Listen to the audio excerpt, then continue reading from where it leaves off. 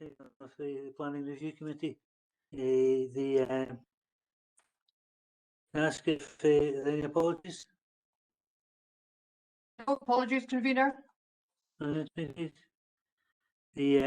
declaration of interest? Any declaration of interest from any members? No. The Planning Review Committee procedures. I'll ask Douglas to briefly explain the procedures to the committee.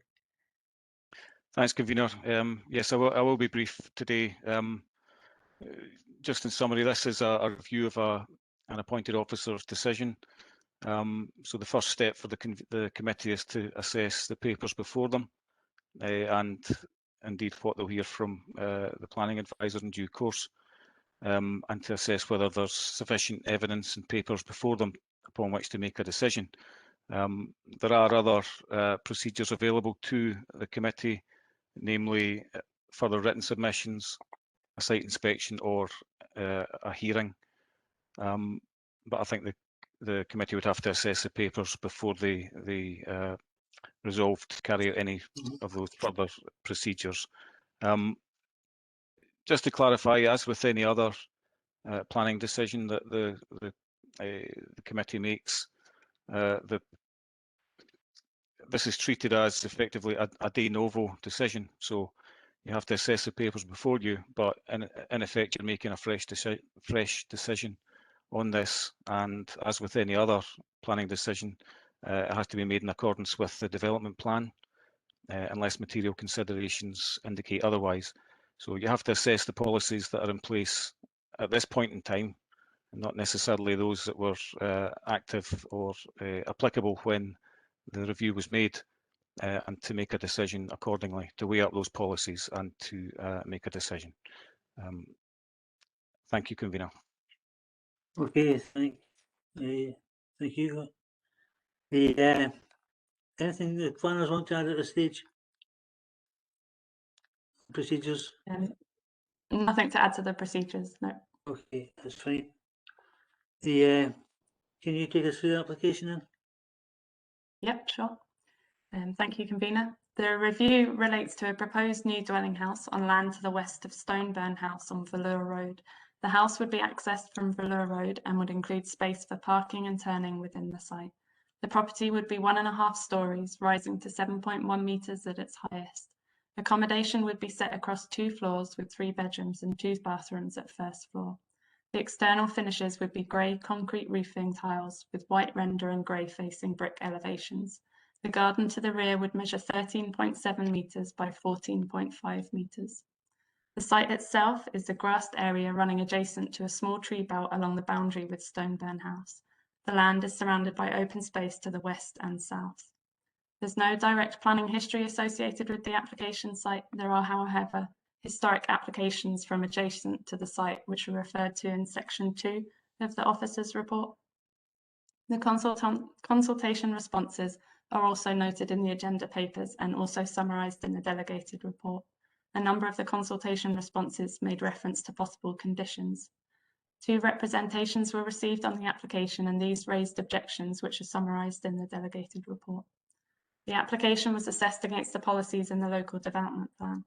This plan has now been superseded by Local Development Plan 2, and you've hopefully been provided with copies of some of the updated policies. For clarity, policy HSG03, windfall housing, has now become HC02.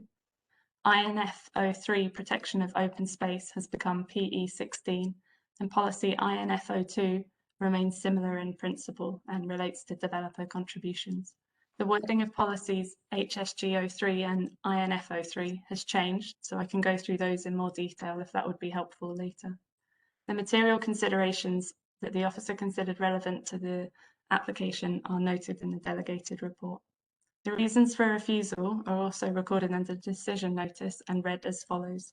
The proposal is contrary to Falkirk Local Development Plan Policy HSG03, windfall housing, in that the area of open space to be lost cannot be justified through compensation by qualitative improvements in other parts of the green network as promoted through associated Falkirk Local Development Plan Policy INFO2, Developer Contributions to Community Infrastructure, and INFO3, Protection of Open Space. The second reason for refusal read as follows. The proposal is contrary to Falkirk Local Development, Falkirk Council Supplementary Guidance SG13, Open Space and New Development, where the loss of existing open space shall be compensated at a level equivalent to the commuted sum per square metre of the type of open space lost. Moving on to the notice of review, this is included in your agenda papers. The appellant contends that the site is not public open space and that the payment in lieu of the loss of open space is unreasonable, as the applicant is also purchasing a piece of ground from Falkirk Council. The appellant considers that this site is not open space but brownfield land. An area to the rear of the existing houses on Velour Road was occupied by bookmakers. Parking and an access track were located to the west of Stoneburn House. The appellant states that there is proposed a land swap with the council and the potential costs of compensatory payment to the council were not considered in the agreement to complete the land swap. The appellant has provided a list of expended amounts and anticipated amounts on the basis they consider the site unviable with the additional compensatory payment.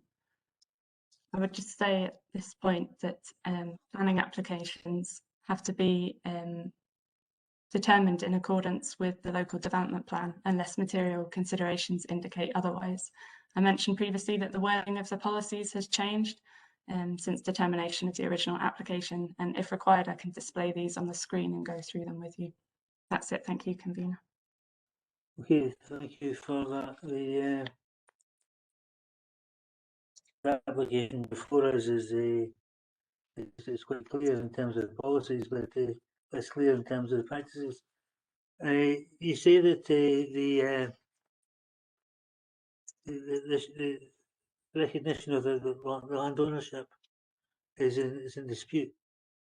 Has that moved on any since these papers were produced? Is it still in dispute? It's not that they're in dispute, but the applicant was intending on buying an area of land to make the site large enough for the development. And in that process was also planning to do a land swap with the council for an area of land to the south of the houses on Velour Road. The designation is in dispute in terms of the designation.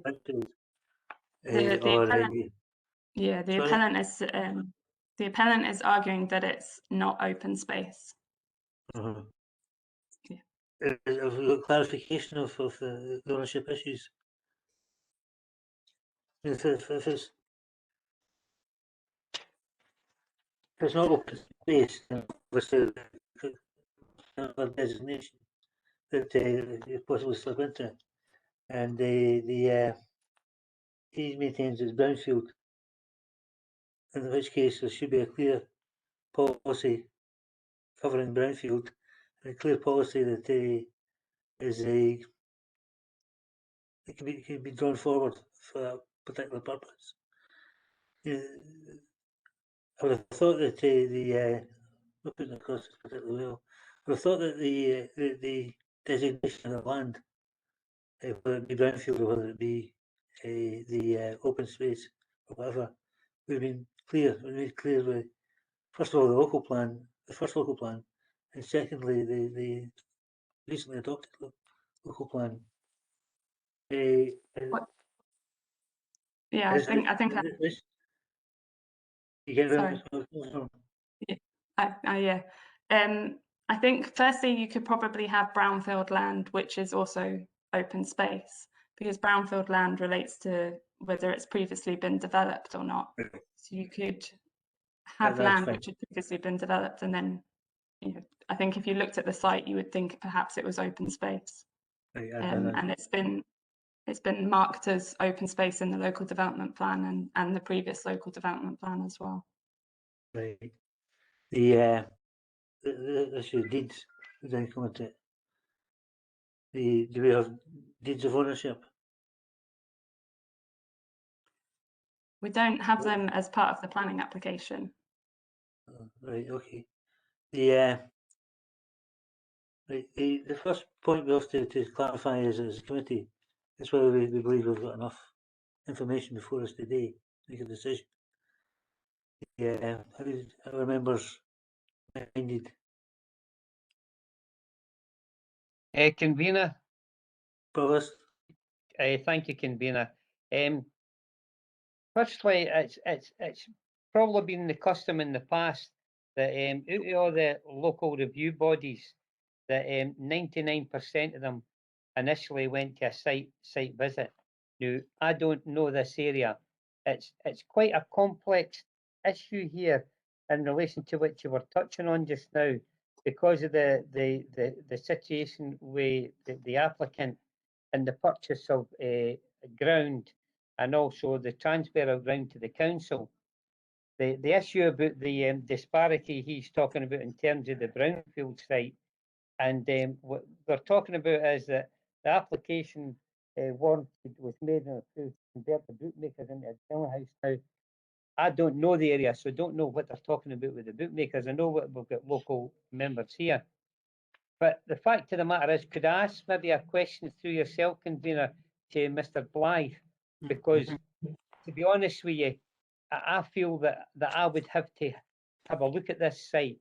And just to ask Mr. Blythe, during this the problems with the pandemic, is there still an opportunity to go out and site, whether it's individually or in groups or in a minibus or whatever?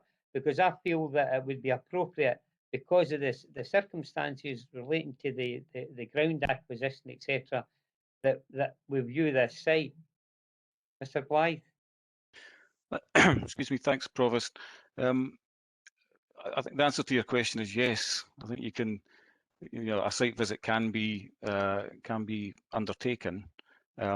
Obviously, we have to respect the current restrictions. I think the site, from my own knowledge, will be pretty easy to view from the main road. So, I think if that's the will of the committee, I think an appropriately socially distanced site visit could be carried out.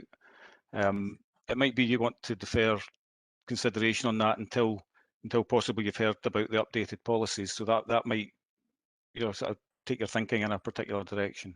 But in answer to your question, I think we're trying to restrict the number of site visits that are carried out for obvious reasons. But individual members may be familiar with the site from their own knowledge as well. And certainly a drive past, I think, would give members quite a substantial amount of knowledge, because it is visible from the main road as far as I know. Thank you, Convener. It's been interesting to hear what other members have got to say, but that's my initial thoughts, is that I would like to go out and have a look at this area. Thank you. Anyone else in the committee? Yeah. Councillor Kerr? Convener. Yeah, Councillor Kerr. Thanks, Convener. I take on board what the Provost says regarding the location. I know that, and probably Gordon knows the area very well. If we go to page 44, Convener.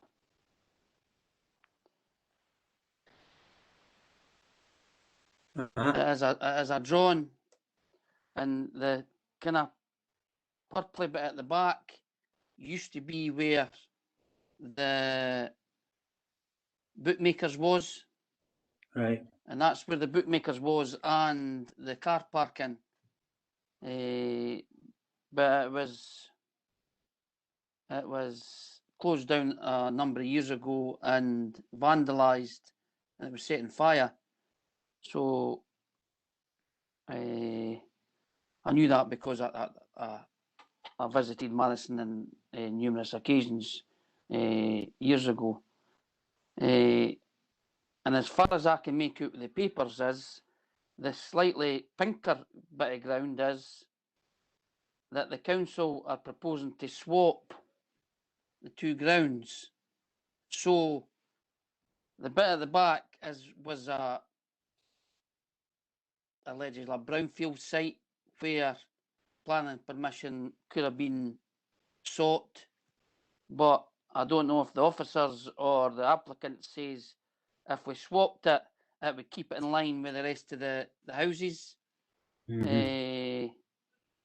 So at the back is a huge big, obviously it's about twice the size of what the applicant's getting, so the council's getting twice the size of open space as what he's buying, it looks like. If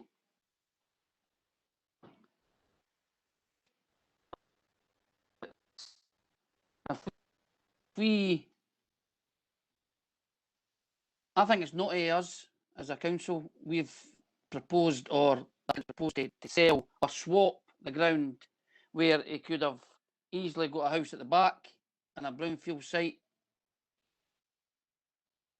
Then they've swapped it. Now we're saying no, you can't get it. I just think it's.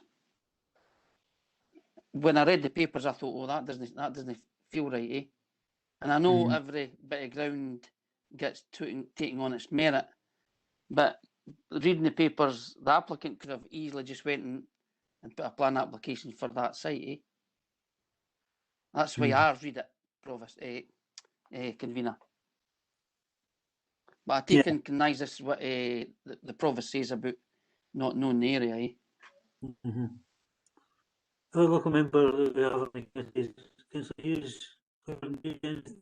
Yes, I was just basically saying, I'm going to say that I know the area very well, because it's on the corner of Cressella Drive, Vella Road is the War Memorial, and I've been to a number of, in the last couple of years, commemorations. The site is visible from the road.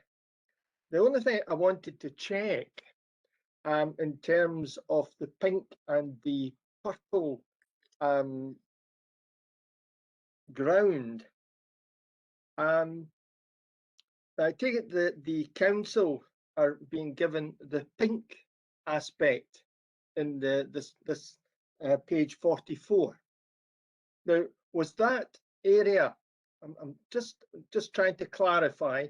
Was that area the bookmaker's site, or was it the site where the purple is? It's a purple, I believe. That was the purple. Purple was the bookmakers. The bookmakers. The pink. Right. Thank you. Convener, maybe I could just clarify. I think my understanding is Councillor Kerr highlighted that plan is quite illustrative, and I think that was a plan drawn up to capture the land swaps between the council and the applicant. So the area, the sort of purpley mauve colour, was the former bookmaker's site. That will be transferred to the council, and the pink area is currently owned by the council. That will be transferred to the applicant. So that has the result of increasing the width of the applicant's site, so they can add it on to their own ownership, and that then forms the application site. So, you know, the pink goes to the applicant and the mauve comes to the council. But as far as I understand it, that deal is just agreed in principle, and obviously the applicant is going through the planning process to try and tick that box as well. Yeah, it's beginning to become a lot clearer. A lot clearer. Anyone?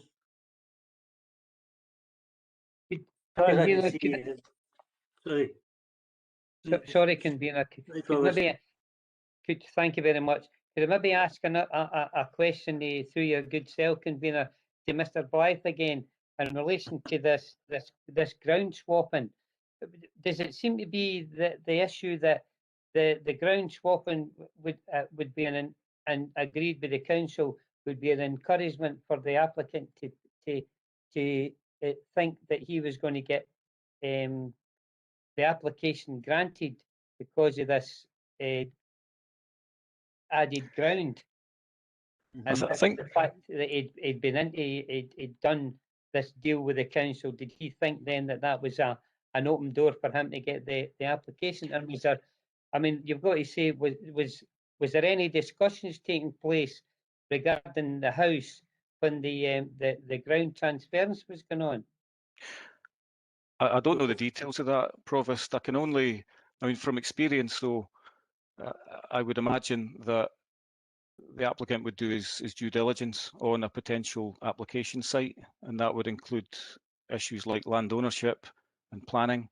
Now, in this instance, there seems to have been an opportunity to swap land in his ownership for land that's owned by the council to regularise the footprint of a potential housing application site. So that would have all, I think, been made clear by the applicant to the council as a landowner when those discussions were taking place. I'm quite sure that the council surveyor would have said, well, yes, we can agree a deal in principle, but for your own interests, it would be subject to you achieving planning permission. Otherwise, I mean, you know, and to be blunt about it, I don't think the applicant would be properly advised to shell out money for the land swap if he didn't have planning. Yeah. Yeah, Yep. I think the point the Provost is making is that there must have been a sort of tacit agreement to the land swap and how that was into the planning process. I think there would certainly have been heads of terms agreed by the applicant and the council in its landowning capacity to give the applicant the comfort to then embark on the planning application process. Yeah. Convener, can I just, Yes, certainly. Where the pink shaded area is, then the white area next to it, the 3111 metres, is that owned by the applicant?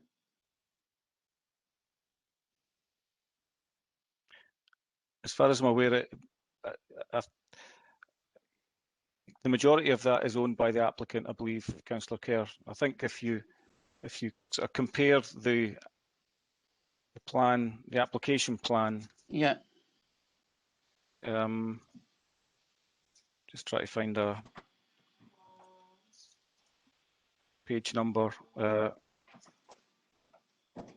Page number 6 in the papers.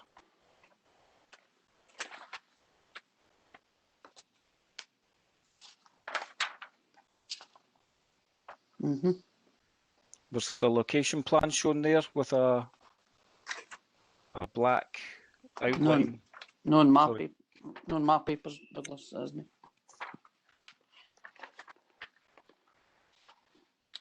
I beg your pardon. It's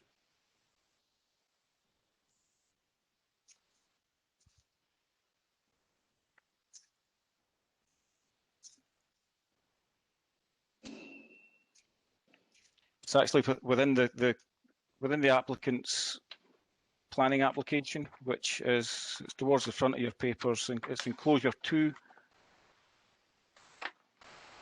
Is there a number on that page, Douglas? There isn't actually in my one.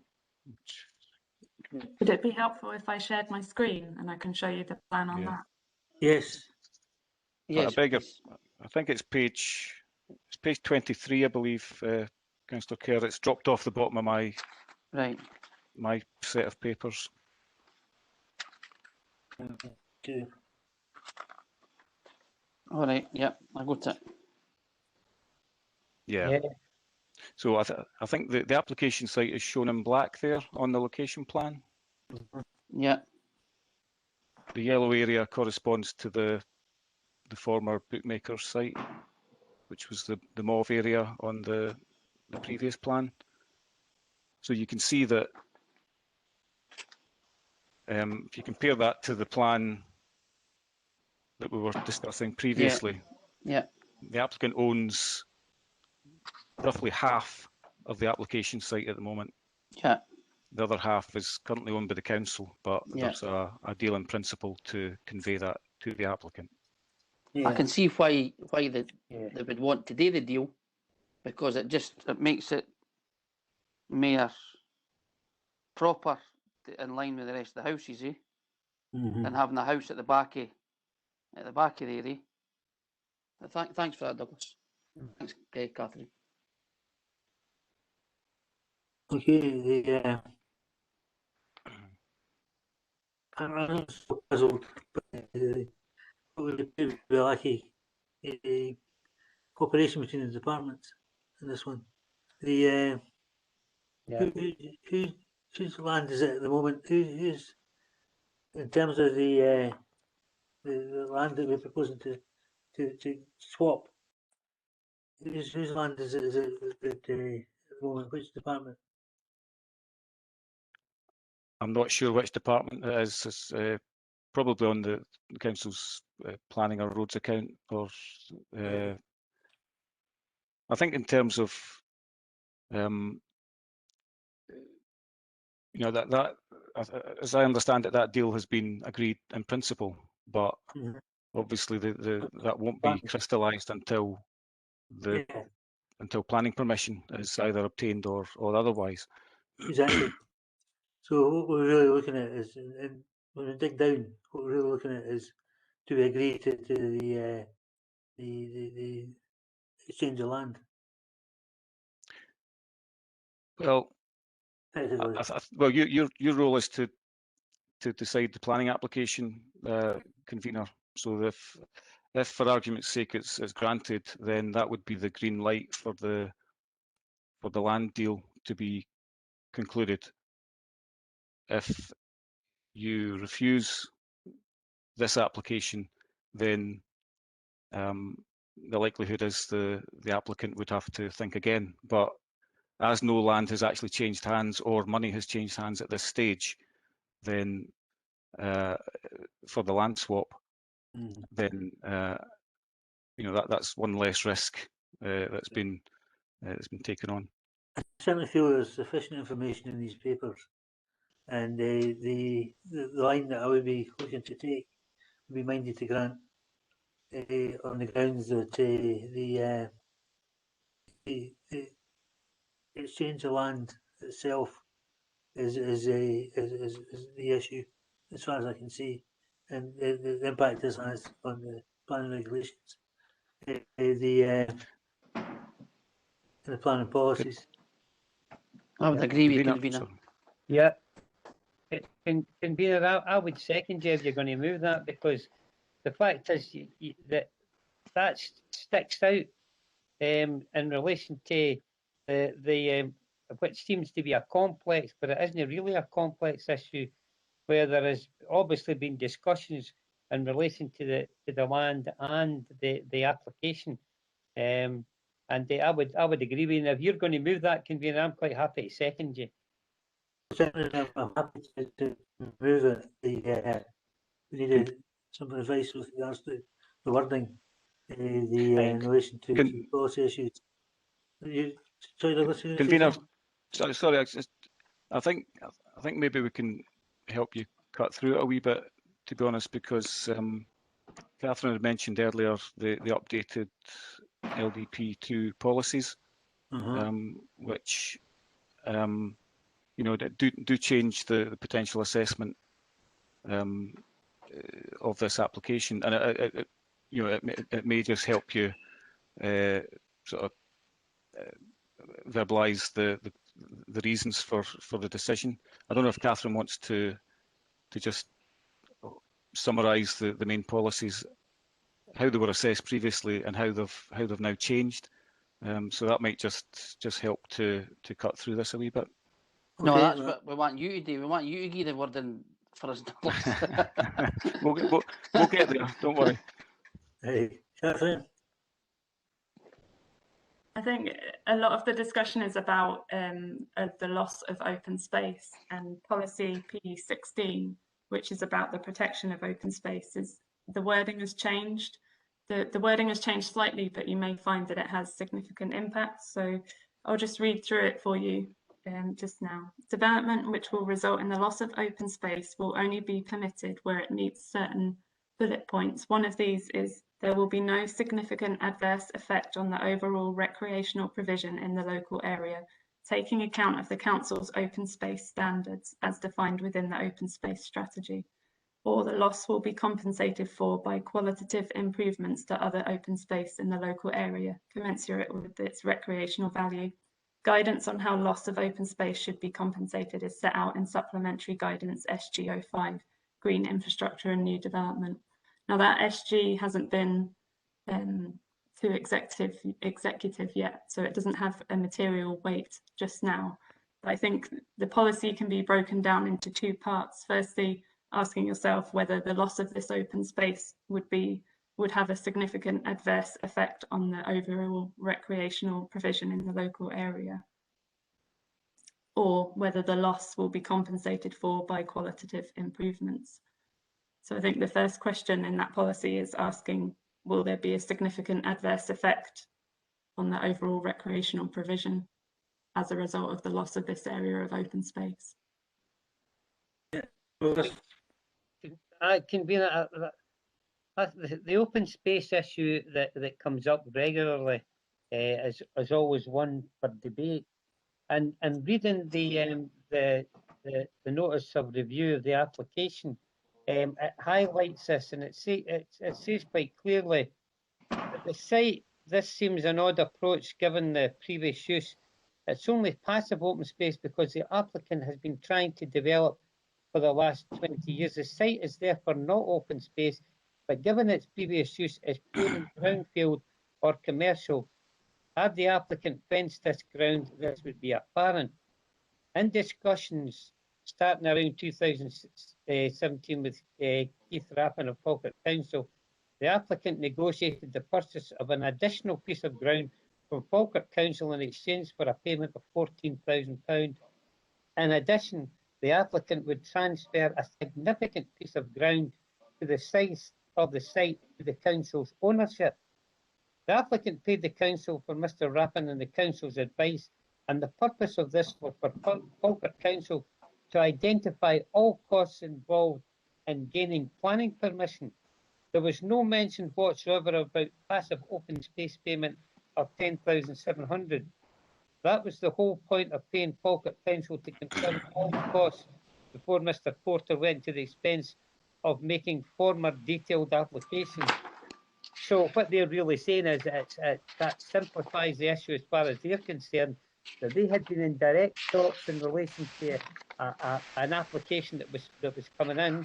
They had said quite clearly that they believe it's a brownfield site, and what the council's getting in way of ground is far more than what they were having. And at the end of it, that when the detail was coming out for this chap, Mr. Rappin, there was no point that was made in relation to any paying of £10,700 in terms of open space. So it's that's obviously that's their version. Yeah. Any comments or anything in Jutex, James? You have any comments with regards to that particular paragraph? Yeah, I mean, as the provost says, that is the applicant's version. So Mr. Raffin is a surveyor for the council.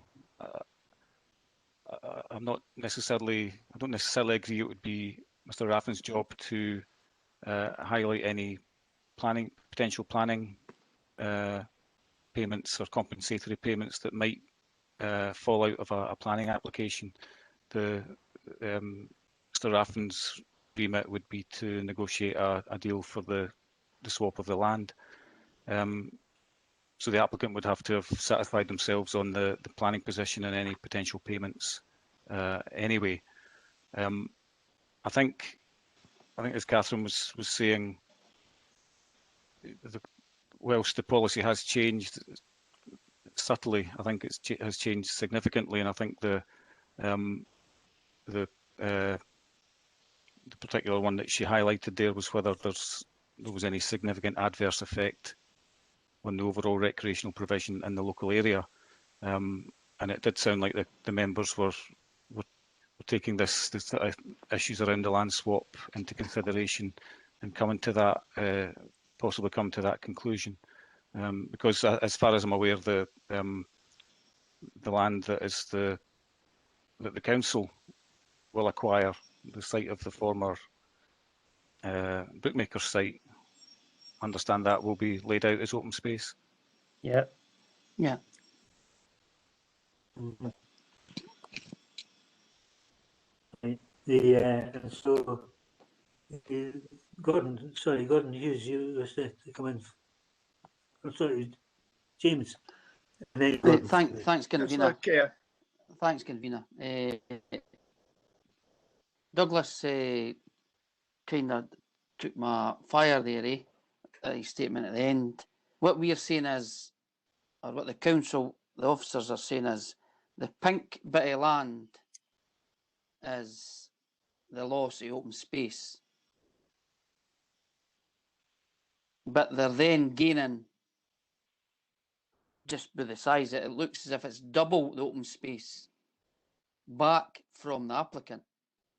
And if Gordon will verify this, convener, there isn't anything there now.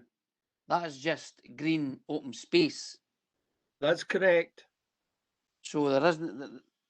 It's 20 years for the bookies was demolished. So it's just green open space now. So I think the council's getting a better deal than what the applicant's getting because of the size of the land. But thanks anyway, convener. I was just going to agree with Councillor Kerr, convener, because the actual open space that the council's gaining is actually part of an open, what I would describe as an open park area where people walk their dogs and walk through. And basically, it's an addition to the open space and would add to the open space rather than detract. Yeah, Douglas, you've heard the views of the committee, and I think we're all in agreement that this application should be minded to grant, subject to the conclusion of the transactions that have been outlined in the report. I'm looking for formal words. Well, in effect, convener, I think what I'm hearing is that the committee has taken on board the updated policies in line with LDP2, and that they're satisfied there's no significant adverse effect on the character or on the overall recreational provision in the local area. In effect, there's no there's no loss of open space effectively, and I think that would, in line with that policy, there would be no, as things stand, there'd be no need to seek a compensatory payment, so that the committee, if it wanted to, could simply grant the application subject to appropriate conditions. Yep. Yep. In your hands, colleagues. Yep. I'm quite happy with that, convener. Yep. There was Agree, only, convener. there's only one point I would make, convener, although Mr. Blythe is talking about subject to conditions. Would that include provision for any potential widening of the junction at Vella Road? I believe that's the case, Councillor Hughes. I think, if I recall from the consultation responses, that was one of the suggested conditions that the Roads Department had flagged up. So I think that would be one of the planning conditions that would be embedded in that permission. Thank you. Good point. Everyone quite happy? Happy, convener. Yes, convener. Convener, Yes, could I just, convener. Yeah. so I beg your pardon, could I just clarify you're happy for the the issue, the preparation and issue of that decision notice to be delegated to the Director of Development Services and the Chief Governance Officer. Yes, I would say so, yeah. Everyone else in agreement? Everybody's Agreed. agreed. Agreed. You anything else, Douglas? That's all from me, convener. Thank you. Catherine? Nothing from me, thank you. Okay. Right, well, thanks very much for your attendance this morning, your indulgence.